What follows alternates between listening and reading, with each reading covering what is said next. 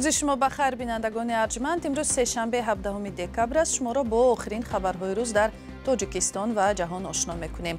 این برنامه خبری و تحلیلی اخباری آزادی است. حالا به عنوان موضوعهای برنامه توجه کنید. در مرکز شهر مسکو فرمانده نیروهای کیمیایی روسیه در یک ترکیش کشته شد. کیف ادعا کرد که این کاری دست خدمات امنیتی اوکراین است. منبع‌ها میگویند طرح قانون عفو محبوسان هنوز ماه نوامبر تهیه شده، منتظر امضای آن از جانب پرزیدنت تاجیکستان می باشد. بانک جهانی مسئله برای ساختمان راغون دادن بیشتر از نیم میلیارد دلار را بررسی می کند. حامیان حقوق می خواهند این طرح را بازنگری کنند. در مسکو در نتیجه ترکیش گنرال لیتنانت ایگور کیریلوف فرمانده نیروهای دفاع کیمیایی و بیولوژی روسیه همراه با یاورش کشته شد. ترکیش در فاصله خیلی کمی از کرمل رخ داد. مطبوعات اوکراین نوشت که این ترکیش کاری دست خدمات امنیتی اوکراین می باشد. از جمله اوکراینسکا پراودا گفت کیریلوف یک جنایتکار جنگ بود و با سببی که برای استفاده سلاح‌های کیمیایی علیه نظامیان اوکراینی فرمان داده است، یک هدف قانونی نظامیان اوکراینی دانسته می شد. جزئیات حادثه را شهلای گلخوجه تقدیم می کند.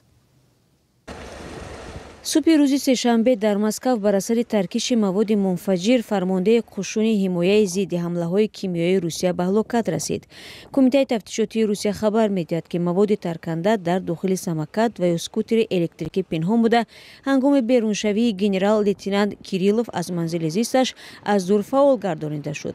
به قول همین کمیته هنگام ترکیش بینایی در خیابان ریزن واقع در 7 کیلومتری جنوب و شرق کرمل کیریلوف و افسر همراهش کشته شدند.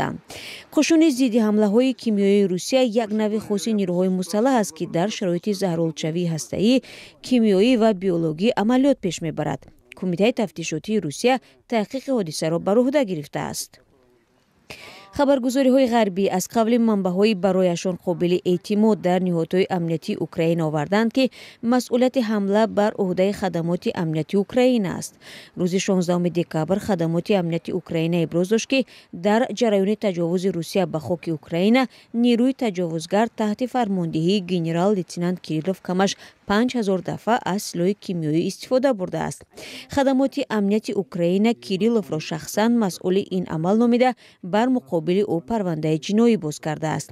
ماه اکتبر بریتانیا، کانادا و زلندیای نو کیریلوف و قشون حمایت ضد حمله‌های کیمیایی روسیه را مورد تحریم قرار دادند، زیرا به قبل آنها روسیه در جبهه جنگ از مواد نفسگیر کننده و جمله خلورپیکرین کار گرفته است. کرمل این ایبنامه را به اساس می شمارد. کیریلوف خط کننده مکتب عالی فرماندهی نظامی کسرمه بوده. سر از سال 2017 هم رهبری قشون حمایت ضد حمله‌های کیمیایی روسیه را بر دوش داشت. منابع رادیوی آزادی در مقامات انتظامی میگویند لایحه قانون عفو در تاجیکستان آماده و برای تصدیق به پرزیدنت فرستاده شده است. صدها محبوس و نزدیکان آنها منتظر اعلان قانون عفو هستند تا پیوندانشان از بند زندان رها شوند. شما بینندگان گرامی نیز در این باره زیاد میپرسید. حالا تلاش میکنیم به مسئله تا جایی که امکان دارد روشنی اندازیم. مولا رجب یوسفی با جزئیات بیشتر از شهر دوشنبه. یک منبع آگاه در مقامات انتظامی تاجیکستان روز 17 دکبر به رادیوی آزادی گفت طرح قانون عفو ماه نوامبر آماده شده برای تصدیق به رئیس جمهور پیشنهاد شده است. به گفته همین منبع لایحه قانون از سوی گروه تهیه شده است که نمایندگان نهادهای انتظامی و دادگاهی کشور به آن شامل شدند. به گفته همصحبت ما اعلان قانون عفو صلاحیت استثنایی رئیس جمهور است و تا زمانی که امام علی رحمان قانون را به پارلمان نفرستد کسی رسما حق صحبت درباره آن را ندارد. منبع از صحبت درباره جزئیات این لایحه خودداری کرد، چون به گفته‌اش ممکن است در دستگاه پرزیدنت به این طرح تغییر و علاوه وارد کنند، اما تا حال معلوم نیست که چرا لایحه قانون عفو از سوی پرزیدنت تصدیق نشد. در همین حال منبع دیگر در دادستانی کل و 2 وکیل دفاع هم به رادیوی آزادی گفتند روی خط آنها معین گشته است که باید عفو شوند. از جمله به گفته همصحبت ما در دادستانی لایحه قانون عفو پیش بینی می‌کند که آنهایی که با گناه دزدی و عفوباشی زندانی شدند و همچنان زنان از 60 سال بالا آزاد می‌شوند. اما فعلا دقیق نیست که آنهایی که بر اساس ماده 307 کدکس جنایی یا عضویت در سازمان‌های ممنوع زندانی شدند شامل قانون عفو می‌شوند یا نه. قبلا نزدیکان بعضی از محبوسان به نقل از پیوندان زندانی خود گفته بودند که احتمال بخشیده به 30 سالگی قانون اساسی تاجیکستان عفو اعلان شود. در تاجیکستان بار اخیر ماه سپتامبر سال 2021 به افتخار 30 سالگی استقلال دولتی قانون عفو قبول گردیده بود. طبق آن 11,500 نفر از جوابگری جنایی و ادای جزا آزاد گردیدند. در عموم این قانون نسبت به 16,000 کس تطبیق شد. در دوره صاحب استقلالی تاجیکستان 17 مراتب قانون عفو قبول گردیده در عموم 170,000 نفر را فرا گرفته است. مولا رجب یوسفی، شهلای عبدالله، آزادی، دوشنبه.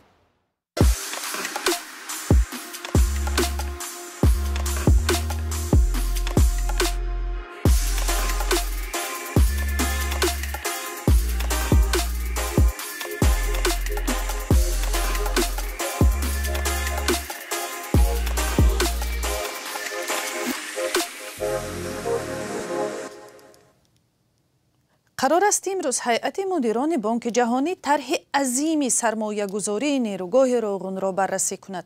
حکومت تاجیکستان برای ساختمان آن به کمک خارجی بسیار زیاد احتیاج دارد.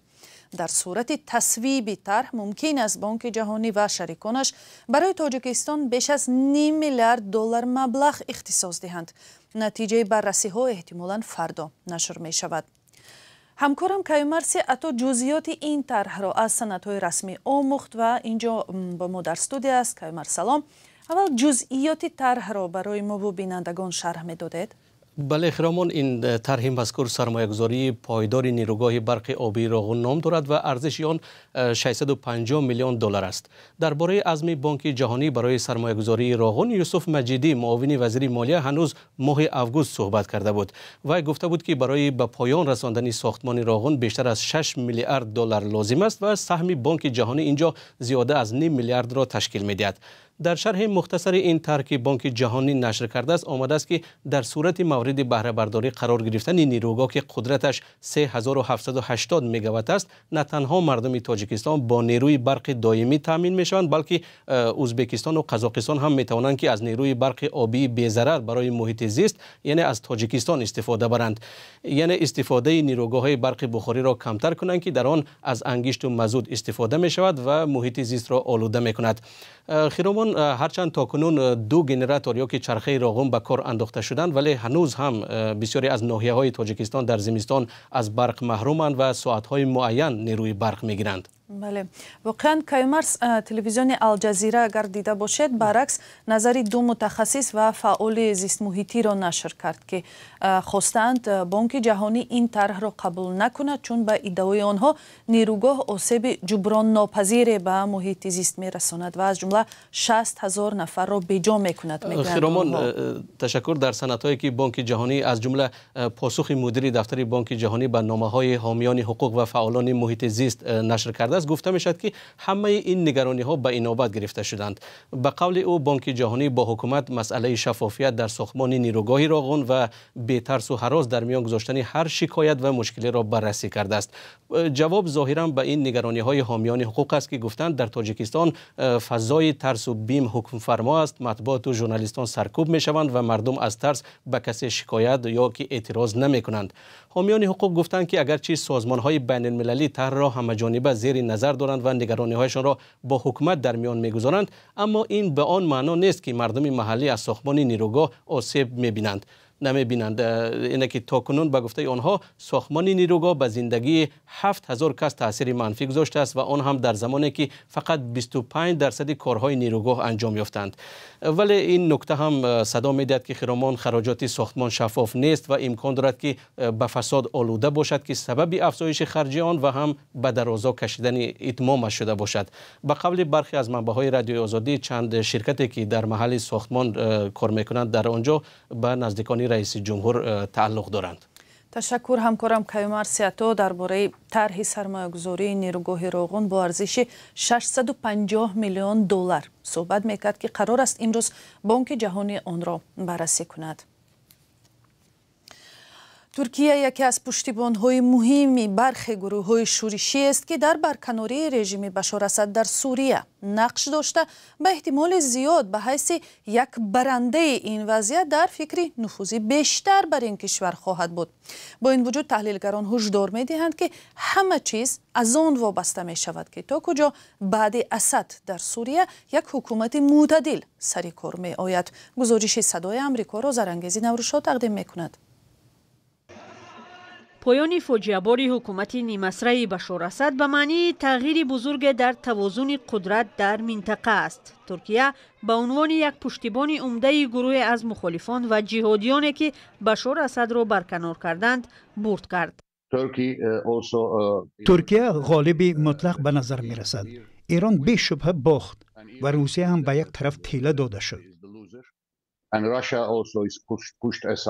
گروهی تحت پشتیبانی ترکیه ارتش ملی سوریه که چون ارتش آزاد سوریه هم مشهور است در سرنگون کردن بشار اسد نقش داشت، ولی هجوم ناگهانی شورشیان با رهبری گروه هیئت تحریر الشام که امریکا و اتحادیه اروپا آن را تروریستی می‌دانند شروع شد. به اندیشه تحلیلگران این نکته هم ترکیه را از آینده سوریه نگران کرده است.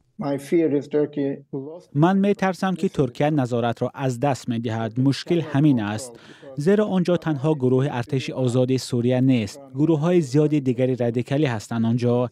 کی و چه طور می تواند آنها را باز دارد؟ ترکیه نمی تواند و این مشکلی بزرگ است. ترکیه سالهای زیاد منطقه ایدلیب را که پایگاه گروه هیئت تحریر الشام بود پشتیبانی و حمایت می‌کرد. تحلیلگران حدس می‌زنند که اگر پیشنهاد اخیری رهبریت این گروه که به تشکیل حکومت فراگیر سوریه دعوت دارد قبول شود، انقره می‌تواند نفوذ خود را در اینجا نگه دارد. اگر به پراگماتیسم یا عملگرایی برتری داده شود، ترکیه و انقره به کمک می‌شتابند. انقره بی‌شبهه از سوی رهبران سوریه چون یک نیروی مثبت و فایده آور مورد توجه قرار می‌گیرد. زیرا ما اینجا در ترکیه بیش از 5 میلیون سوریگی را قبول کردیم و ترکیه همچنین برای حمایت ادلیب کمک کرده است. حقان فیدون وزیر کارهای خارجی ترکیه در همایش بین المللی دوحه وعده کرد که کشورش برای تامین امنیت حکومتی از نگاه سیاسی فراگیر سوریه کمک خود را دریغ نمی‌دارد. ثبات در سوریه همچنین کلید برای رسیدن انقره به هدف، یعنی به وطن خود برگردانیدن میلیون ها پناهنده سوری است که حالا در ترکیه کار و زندگی دارند. زیرا ناراضگی مردم در این کشور از حضور پناهنده ها افزایش یافته است. به نظر تحلیلگران تحکیم موقع ترکیه در مرزهای خودش انقره را به یک میانروی مهم برای امریکا و حکومت نو ترامپ تبدیل می دهد. حکومت ترامپ احتمال ترکیه را همچون یک شریک مهم استراتژی به نظر خواهد گرفت تا اینجا را نگه دارد. اگرچه آنها چندان به اتحاد و همکاری علاقه‌مند نیستند، می توانند همه کاری وابسته به مذاکرات با هیئت تحریر الشام را به دوش ترکیه گذارند. با این ترتیب همه نشانه ها بیانگر آن است که ترکیه به عنوان یک برنده ظاهر می شود و آن هم در حالی که مردم سوریه سرنگون شدن بشار اسد و پایان دولت 50 ساله یک خانواده را جشن می گیرند. آن می تواند پای منفعت خود باشد. سقوط ناگهانی یک نظام بیانگر آن است که چطور وضع در منطقه می تواند به زودی تغییر یابد و آینده سوریه و نقش ترکیه در آن امروز بیشتر از هر وقت دیگر ناروشنند. مقامات ازبکستان گفتند سال 2024 تخمیناً 80 شهروند این کشور که برای کار به کره جنوبی رفته شرطهای سازشنامه را ویران کرده اند به کفیلانشان در حجم 155,000 دلار ضرری مالی رسانیدند. در میان حالتهای ویران کردن شرطهای سازشنامه کار، حادثه های ترک بی سبب جای کار و به فعالیت غیر قانونی رو آوردن مهاجران یاد شده است. تفصیلات این خبر و خبرهای بیشتر را بینندگان عزیز از سامانه رادیوی آزادی azadi.org پیگیری کنید. خبر و گزارش های بیشتر را می توانید همیشه از اینجا و صحیفه های رادیوی آزادی در فیسبوک و اینستاگرام، ایکس و تلگرام، تیک تاک و یوتیوب دسترس کنید.